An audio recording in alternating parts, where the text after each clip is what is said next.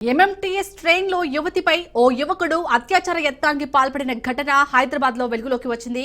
అయితే యువకుడి నుంచి తప్పించుకునేందుకు ప్రయత్నంలో ఆ బాధితురాలు రైలు నుంచి బయటకు దూకడంతో తీవ్ర గాయాలయ్యాయి.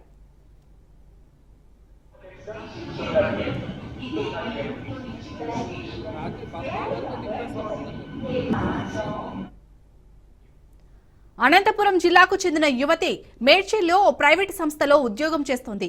యువతి తన సెల్ ఫోన్ మరమ్మత్తు కోసం సికింద్రాబాద్ కు వెళ్లి పని ముగించుకుంది. అనంతరం ఎంఎంటీఎస్ లో మేడ్చల్కు బయలుదేరింది. మహిళల బోగీలోకి ప్రవేశించిన గంతకుడు ఒంటరిగా ఉన్న ఆమెపై అత్యాచార యత్నానికి పాల్పడ్డాడు.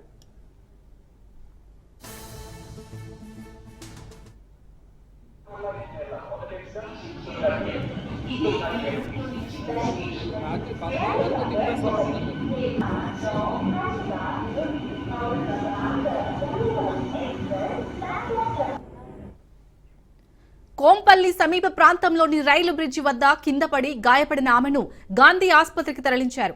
పోలీసులు కేసు దర్యాప్తు చేస్తున్నారు. సికింద్రాబాద్ నుంచి మేడ్చల్ వెళ్తున్న ఎంఎంటీఎస్ ట్రైన్ లో ఈ ఘటన చోటు చేసుకుంది.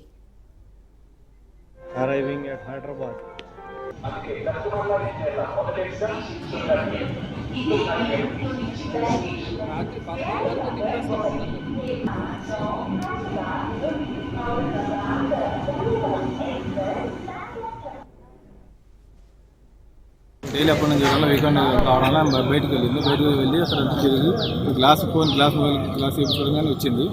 ఎంఈటీఎస్లో 7:10 ట్రైన్ నుండి ఎక్కింది. ఏడ్స్ భోగిలో అబ్బాయి వచ్చి దూరి ఇలా అవసరంగా ప్రయత్నించడం వల్ల తనకు తాను కాపాడుకోవడం కోసం రైల్వే స్టేషన్ భోగి నుంచి దూకేసింది. అలా ఇంజూరీ అయ్యి పైన పొందాన్ని పోయాయి.